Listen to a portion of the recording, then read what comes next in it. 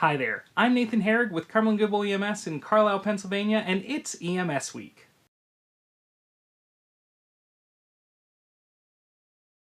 We're continuing our video series on the challenges that our EMS agency faces every single day.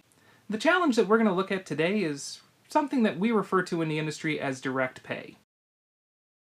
Now, most commercial insurance companies are actually pretty good. They'll submit their payment directly to the EMS agency.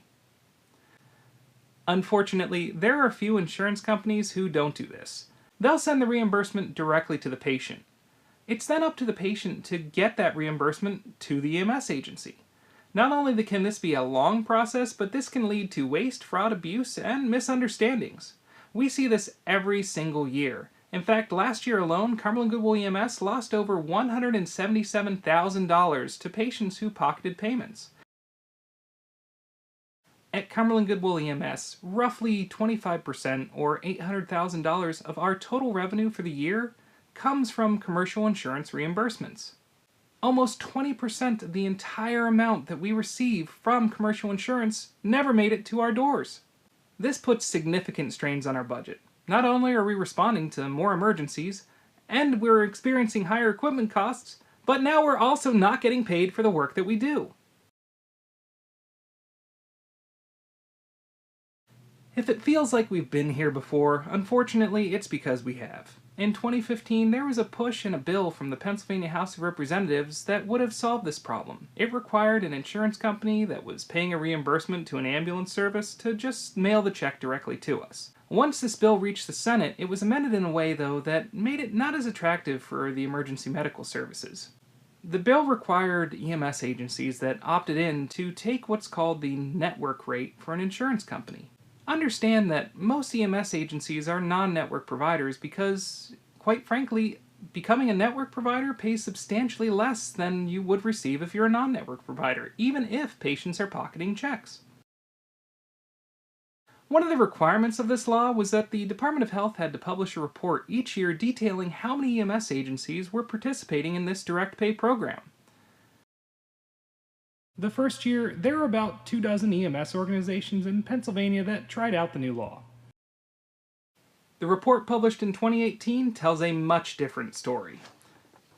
No EMS organization in Pennsylvania thinks it is a good deal to participate as a direct pay provider under current law. We want to make sure to point out that there's only a few insurance companies making use of this direct pay loophole as a negotiating tactic for EMS.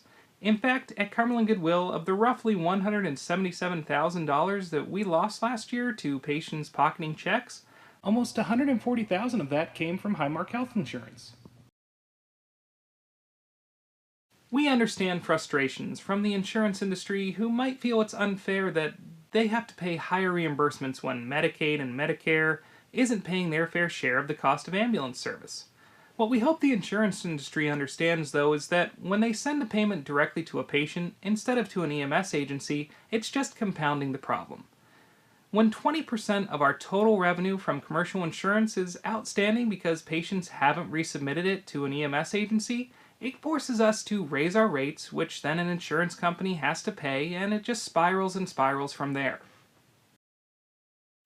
Not only that, but in the past, we've seen a few patients use the emergency medical service system as their own personal ATM.